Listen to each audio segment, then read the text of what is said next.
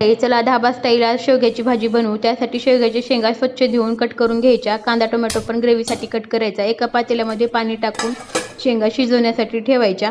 मग इकडं कढईमध्ये तेल टाकून खोबरं भाजून घ्यायचं। खोबरं भाजलं की कांदा टाकायचा। कांदा मस्त थोडासा परतला की त्याच्यामध्ये टोमॅटो, अद्रक, लसूण, शेंगदाणे टाकून मस्तपैकी भाजून घ्यायचं। त्याला मिक्सरच्या भांड्यामध्ये टाकून त्याची मस्त ग्रेव्ही करून घ्यायची।